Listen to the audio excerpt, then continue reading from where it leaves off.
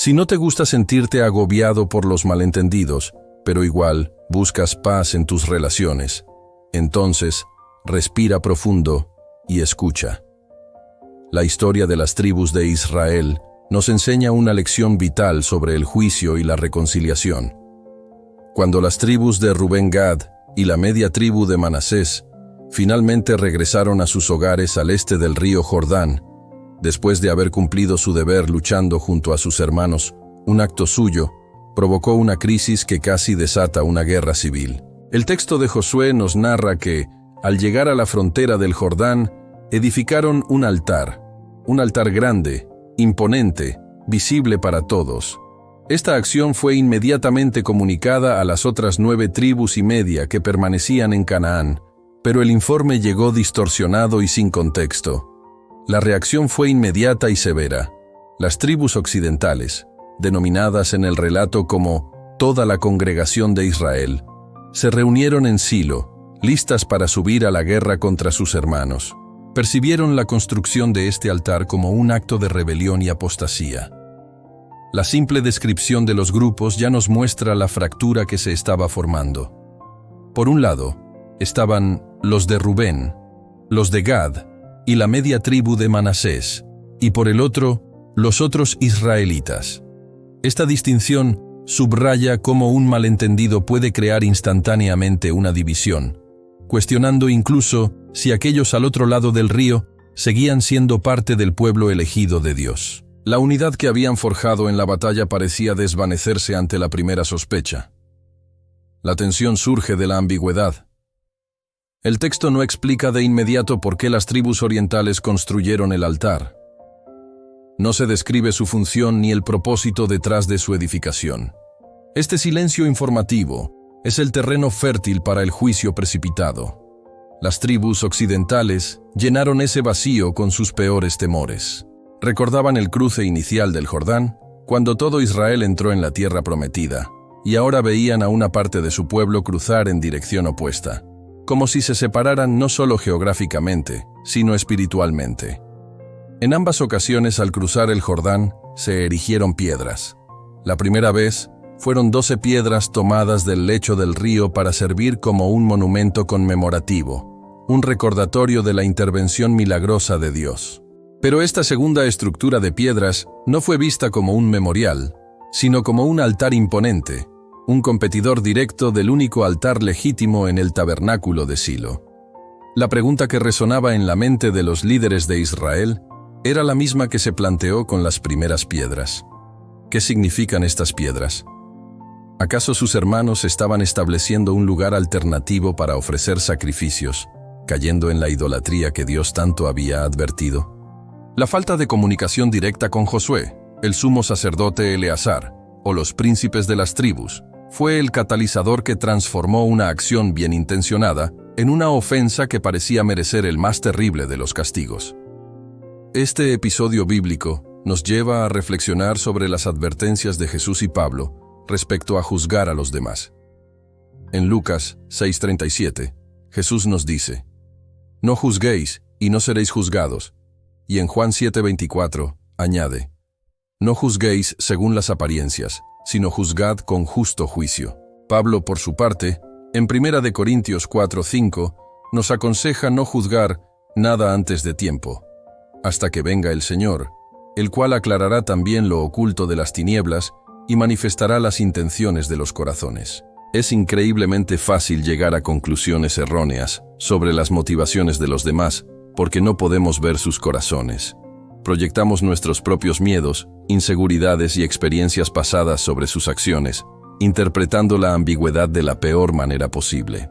Las tribus occidentales no vieron un acto de fe, sino una traición. No consideraron la posibilidad de una buena intención, sino que asumieron inmediatamente la culpabilidad. El comentario inspirado nos revela que las 2 tribus y media cometieron un error inicial al realizar un acto tan susceptible a malas interpretaciones sin ofrecer una explicación previa. Su silencio fue una invitación a la sospecha. Por otro lado, los embajadores enviados por las tribus occidentales, liderados por Finés, el hijo del sumo sacerdote, llegaron no con preguntas, sino con acusaciones.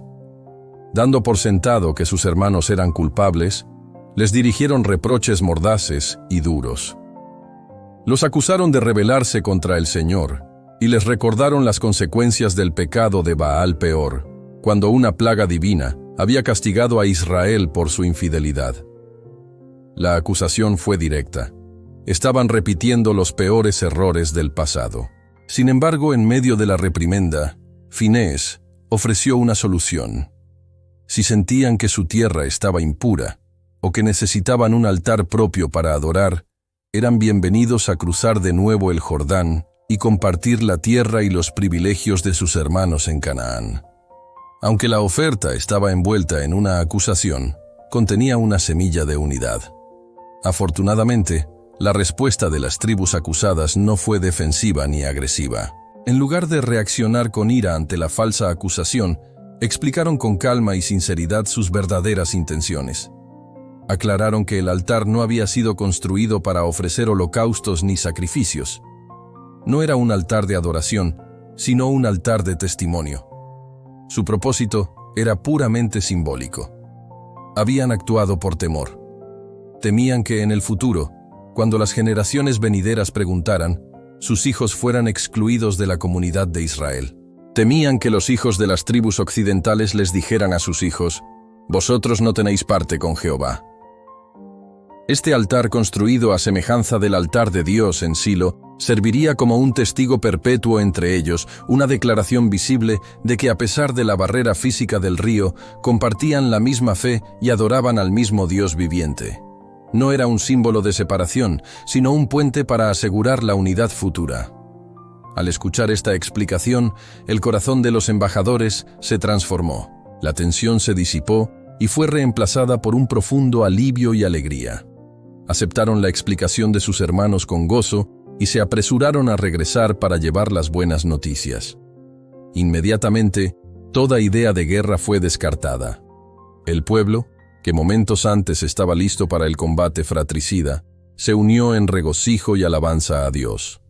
La amenaza de una ruptura irreparable se había evitado gracias a la disposición de unos a explicar y de otros a escuchar. Para sellar este entendimiento y evitar futuros malentendidos, los hijos de Gad y de Rubén le dieron un nombre a su altar, grabando en él su propósito. Lo llamaron Ed, que significa testimonio, diciendo: «Porque es testimonio entre nosotros que Jehová es Dios». De esta manera, buscaron eliminar cualquier ambigüedad que pudiera ser causa de tentación o conflicto en el futuro. Esta historia nos deja una poderosa advertencia. Con cuánta frecuencia surgen serias dificultades de una simple interpretación errónea, incluso entre personas guiadas por los motivos más dignos, y sin el ejercicio de la paciencia, la cortesía y la humildad para buscar la verdad, qué resultados tan graves y fatales pueden sobrevenir. Las 10 tribus, recordando el pecado de Acán y cómo Dios había castigado a todo el pueblo por no haber actuado con diligencia, decidieron esta vez obrar con rapidez y seriedad. Pero al tratar de evitar su error anterior, cayeron en el extremo opuesto. En lugar de hacer una investigación cortés y paciente para averiguar los hechos, se presentaron ante sus hermanos con censura y condenación.